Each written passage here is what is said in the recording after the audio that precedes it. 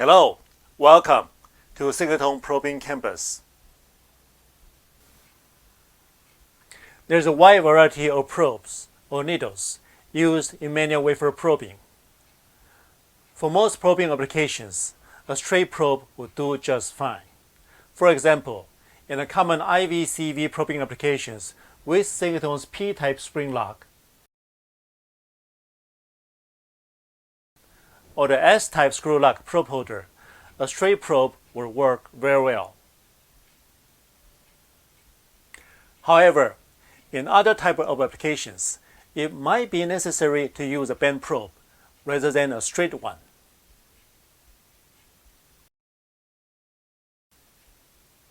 Have you ever found the need to bend a straight probe?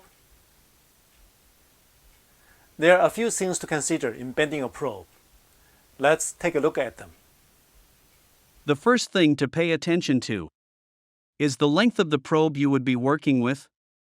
In this video, we will use a 31.75 millimeters or 1¼ inch probe as an example. The next is the drop-down height required to reach the pad surface. Both the location of the bend and the angle of the bend would affect the drop-down height you can achieve. The third one is the desired angle of approach to the pad surface. We will assume the probe you need to work with is made of tungsten, and the pad is aluminum. With this assumption, we think anywhere between 30° to 60° are reasonable. In the next section, we will compare between a 30° bend and a 45° bend. Did you notice that the drop-down height from the 60 to 40 split and 45° bend angle would almost double that of the 70 to 30 split and 30° bend? Next, let's look at what are needed to bend a straight probe. First, of course, is the needle you are bending. As for the tool, we recommend using a pair of needle nose pliers, as it would allow you to see most of the probe as you bend it. The third is both of your hands.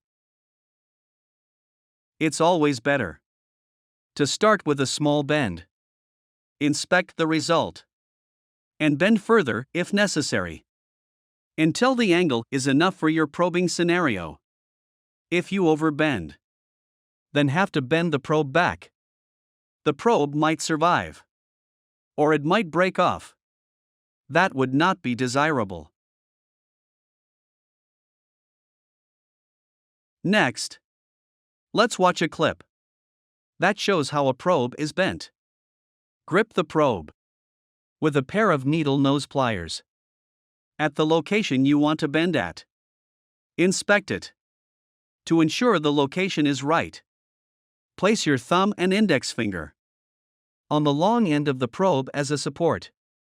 Slowly and gently twist the pliers to bend the probe. Pause. Inspect. And bend some more if necessary. Please note that it's always better to underbend than to overbend. When you are happy with the result, put down the tool and the probe and take a sip of coffee or whatever you are drinking. Now, let's compare the needle we just bent with an animation that is programmed to bend 30°. Looks like we did pretty well. What do you think? After this video, we hope you will be successful in bending your next probe. Please talk to us if you have questions on this or other subjects on wafer probing applications.